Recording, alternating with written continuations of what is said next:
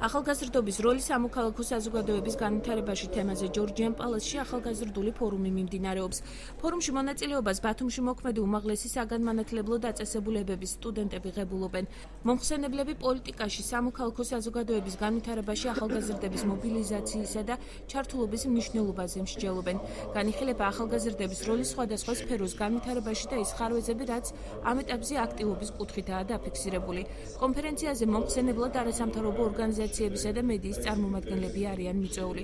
ახალგაზრდული ფორუმი ორდღიანია და ის აჭარის სპორტისა და ახალგაზრდობის საქმეთა დეპარტამენტის ორგანიზებით ტარდება. მნიშვნელოვანი როლია ახალგაზრდების, როგორც სამოქალაქო საზოგადოებაში, მათი გააქტიურება, ასევე მათი ინიციატივების შემოგავნა, მათი ინიციატივების გააზრება, გაშლა ამ ყველა მიმართულებით, ამიტომ ჩვენ სპორტისა და ახალგაზრდობის საქმეთა დეპარტამენტმა გადავწყვეტა, რომ ეს ფორუმი მიუძღვნათ, ასე ვთქვათ, სამოქალაქო საზოგადოების განვითარებას და სამომავლოდ უფრო მეტი კარგი და ახალი პროექტები იყოს. ცნობილია გამოთქმა, რომ ადამიანები და სტუდენტები უნდა იყვნენ დისტანცირებული პოლიტიკისაგან.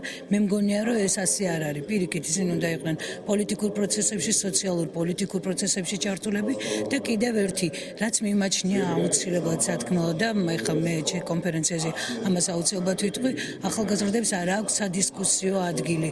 ანუ ტელევიზია, მედია ამაზე ძალიან ცოტას მუშაობს და მე მგონია ამაში მათ დახმარება სჭირდებათ. ეს არის ერთ-ერთი ტრამპლინი იმისა, რომ აქტიურად დაინტერესდეს საზოგადოება და მათ შორის საზოგადოების ახალგაზრული ნაწილი იმისათვის, რომ ჩავერთოთ, ვიყოთ უფრო მეტი აქტიურები და უფრო მეტად ხელი შევუწყოთ ჩვენი ბათუმის განვითარებას.